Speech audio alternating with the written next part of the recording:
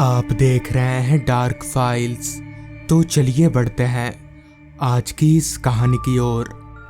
ये घटना आज से काफ़ी साल पुरानी है, जब मैंने काफ़ी मशक्क़त करके एक ऑटो लिया था। भले वो ऑटो सेकंड हैंड ज़रूर था, मगर मेरे लिए नए से कम नहीं था। उस समय मैं अपने गांव का पहला इंसान था जिसने ऑटो रिक्शा लिया था। पहले पहले तो मेरे गांव के लोग ऑटो में चढ़ने से डरते थे, लेकिन धीरे धीरे उनका भी डर खत्म हो गया। ऐसे ही काफ़ी दिन गुजर गए और अब मुझे अच्छा खासा भाड़ा भी मिलने लगा। ज़्यादातर मैं ऑटो को गांव के बस स्टॉप पर खड़ी करता, क्योंकि बस स्टॉप से ही मुझे ज़्यादा सवारी मिलती। ऑटो चलाकर अब मेरी अच्छी खासी कमाई भी होने लगी थी और मेरे घर की आर्थिक हालत भी काफ़ी सुधरने लगी थी। ठीक ऐसे ही एक दिन सुबह से छमछमाती बारिश के कारण रास्ते पर इंसान ना के बराबर दिख रहे थे, जिसका साफ साफ असर मेरे धंधे पर भी पड़ रहा था, क्योंकि आज मेरी कमाई बाकी दिनों से काफ़ी कम हुई थी। मगर मैं हार मानने वालों में से नहीं था। मैं बस स्टॉप के बाहर अपनी ऑटो लेकर किसी सवारी के इंतज़ार में डटा रहा। काफ़ी देर इंतज़ार करने के बाद जब मुझे कोई सवारी नहीं मिली तो मैं निराश होकर घर की तरफ जाने की तैयारी करने लगा। तो उस समय वक्त शाम के 5:30 बजे का हो रहा था। अभी मैं ऑटो स्टार्ट करने ही वाला था कि तभी एक आदमी चलकर मेरे पास आया और मुझसे बोला, भाई साहब, भूतगढ़ गांव चलोगे?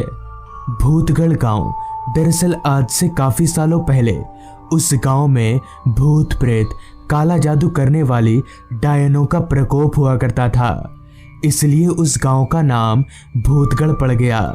लेकिन अब उस गांव के हालात पहले से काफ़ी बेहतर हैं, जिस पर मैंने कहा, भूतगढ़ गांव अभी चलूँगा, मगर 50 रुपये लगेंगे। इस पर उस आदमी ने कहा, भाई साहब, मेरे पास सिर्फ 40 रुपये ही हैं। 40 रुपये कम नहीं होते थे और ऐसे भी सुबह से मेरी ठीक ठाक कमाई नहीं हुई थी, इसलिए मैं इस भाड़े को हाथ से जाने देना नहीं चाहता था। जिस पर मैंने उस आदमी को ऑटो में बैठने को कहा और उसके बैठते ही मैंने ऑटो को भगाना शुरू कर दिया। मेरे यहाँ से वो गांव लगभग 27 किलोमीटर का सफ़र था, जहाँ जाने में मुझे करीबन 1.5 घंटों का वक्त लगने वाला था। चूँकि मौसम बरसात का था तो मैं ऑटो को धीरे ही चला रहा था।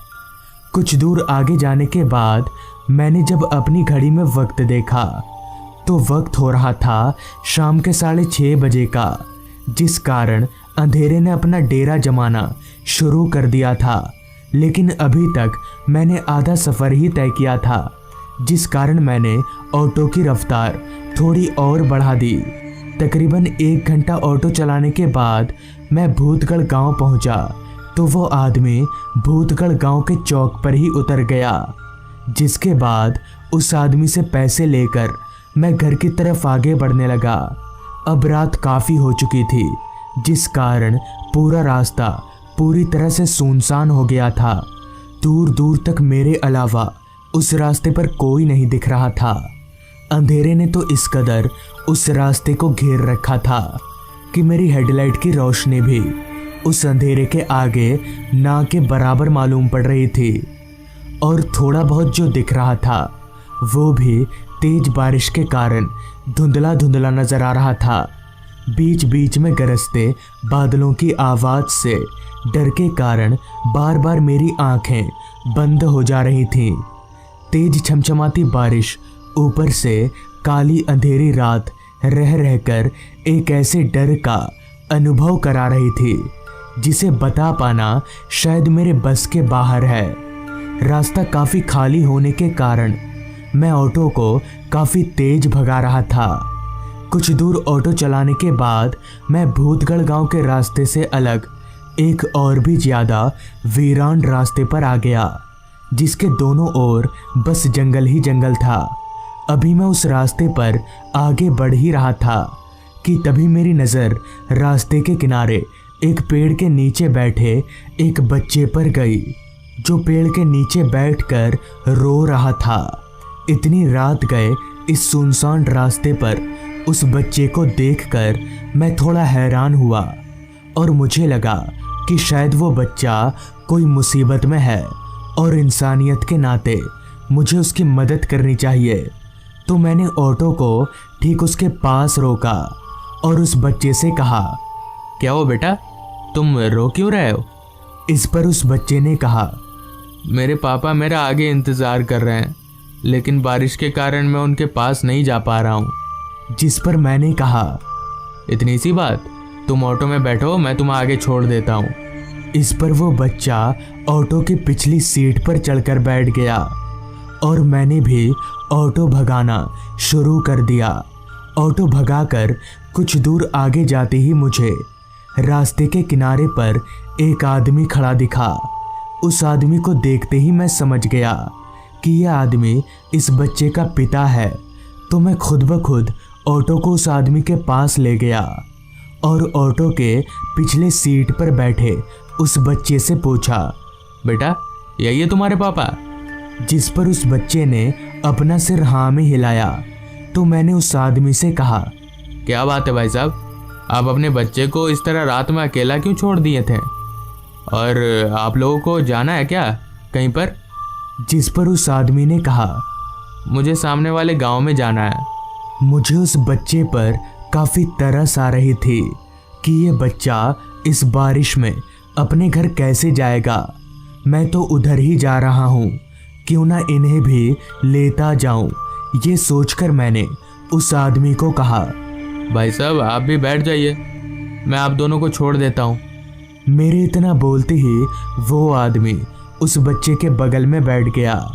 मगर ऑटो चलाते वक्त मेरे जहन में एक सवाल ने दस्तक दी कि ये आदमी और ये बच्चा अलग अलग क्यों खड़े थे और आखिर इतनी रात गए ये दोनों क्या कर रहे थे। अभी मैं ये सोच ही रहा था कि तभी रास्ते पर स्पीड ब्रेकर के कारण मेरी ऑटो उछली। तो ऑटो उछलते ही पीछे से एक भयानक आवाज़ आई, संभल कर ऑटो चलाओ।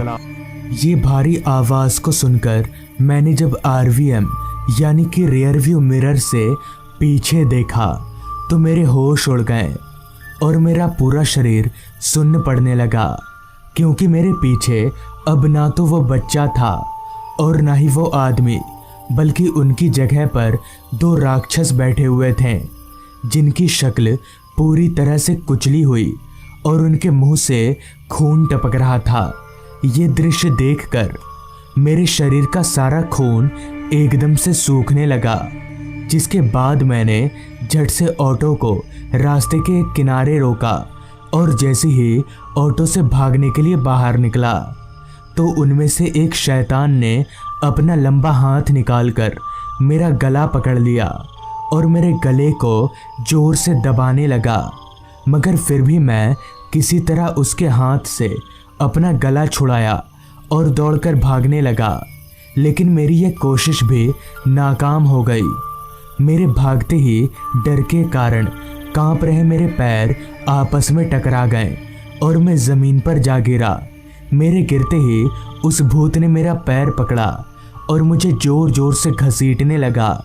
अब मैं अपने बचने की उम्मीद खो चुका था और मैंने अपने आप को लगभग मरा हुआ मान लिया था कि तभी उस भूत ने मेरा एक पैर इतने झटके से खींचा कि मेरा पैर एकदम से उखड़ गया और मैं उसी समय बेहोश हो गया।